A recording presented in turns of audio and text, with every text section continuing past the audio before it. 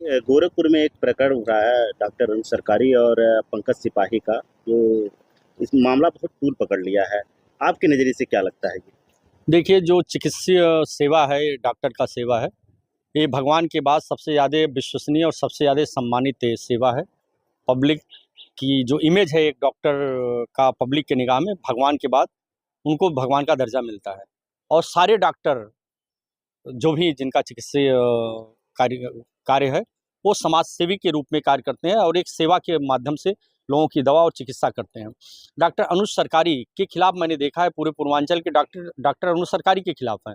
Doctor अनुज सरकारी का जो कृत्य है वो डॉक्टरों से मिलता-जुलता नहीं है। इनका पूरा का पूरा कृत्य एक आपराधिक गतिविधि से जुड़ा हुआ लगता है, मानसिक विकृति का लगता है। एक व्यक्ति जो अपनी पत्नी के इलाज के लिए जाता है और जाँच के नाम पे कि इतने-इतने जाँच करा लो, अगर उसने कहीं कोई क्वेरी कर ली कि जाँच बाहर सस्ता हो जाएगा, मैं करा लूँ। बहुत होता अगर आपको नहीं गँवा रहा था तो आप उनको वापस कर देते, किसी और चिकित्सक के यहाँ जाके वो अपनी इलाज करा लेते। लेकिन छोटी-सी बात को तूल पकड़ा के और एक निरीह व्यक्ति को जो अपनी पीड़ित पत्नी को 4 साल के बच्चे को लेके जाता है, उसे अपने बाउंसरों से, स्टाफ से इस कदर मराना कि उसकी पूरी पीठ आप देखेंगे कहीं अक्षत छींटने भर की जगह नहीं है, पूरी पीठ लहू-लुहान और काली हो गई। और पत्नी और बच्चों के सामने एक ऐसे व्यक्ति को जो खुद सिपाही की ट्रेनिंग किया है और एक इंटेलिजेंट वो लड़का है, विदाउट इन्फॉर्मेशन, विदाउट लीव वो चल रहा है, वो आईपीएस की तैयारी कर रहा है, बहुत इंटेलिजेंट लड़का, मेरे ही न्याय पंचायत का वो लड़का है, मैं जानता हूँ।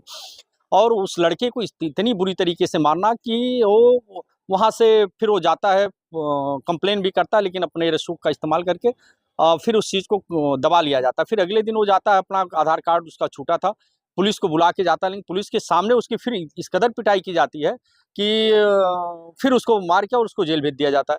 तो कहीं न कहीं डॉक्टर अनुज सरकारी को अपने अकूत संपत्ति जो विभिन्न इन माध्यमों से इन्होंने इकट्ठा कर लिया है, सैकड़ों करोड़ों का मैंने सुना है, सैकड़ों करोड़ की संपत्ति इकट्ठी कर ली।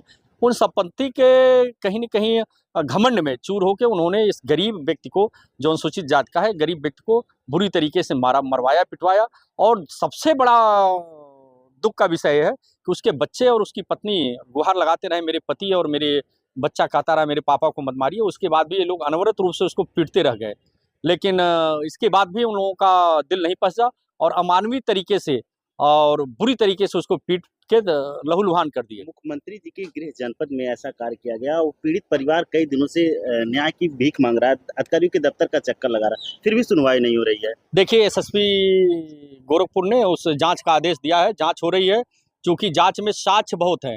वो जो सीसीटीवी कैमरा है उसका साक्ष्य है, उसके शरीर पे चोट के निशान है और भी सारी चीज़ निशान है। वो जाँच जैसे पहुँचेगी, निश्चित रूप से मुख्यमंत्री जी का जो ज़ीरो टॉलरेंस की नीति है, अपराध मुक्त समाज बनाने का, निश्चित रूप से इनके खिलाफ भी कितना भी रसूख का कोई व्यक्ति हो, अगर अपराध करेगा, पंकज कुमार के ऊपर अगर एफआईआर कार्रवाई की हुई है, तो आप धैर्य रखिए, निश्चित रूप से डॉक्टर अनुज सरकारी के खिलाफ भी एफआईआर होगा, कार्रवाई होगी और जेल जाएँगे। गोरखपुर की जनता रोड पर उतर गई है, वकील उतर गए हैं, किन्नर समाज ज्ञापन दिया है। आखिर देखिए, समाज बहुत संवेदनशील है, समाज हमेशा अपराध और अन्याय के खिलाफ खड़ा होता है और ये आज की बात नहीं है, हम समाज हमेशा न्याय के लिए खड़ा होता है। आज भी पंकज कुमार को न्याय दिलाने के लिए समाज का हर तबका खड़ा है। और आप केवल किन्नर समाज और समाज सेवी न कहिए, डॉक्टर बहुत सारे खड़े हैं। आप देखे होंगे अगर कोई दूसरा मामला होता तो डॉक्टर हड़ताल पे जाते। सारे डॉक्टर इस बात से बहुत मर्माहत हैं कि एक मरीज के साथ इस तरह का अमानवीय किया गया। सारे लोग डॉक्टर अनुज सरकारी के इस कृत्य से दुखी हैं और वो भी नहीं चाहते हैं कि इस तरह के किसी व्यक्ति को जो जिसने गलत किया उसका साथ दिया जाए। तो डॉक्टर भी चाहते हैं कि न्याय हो इसमें।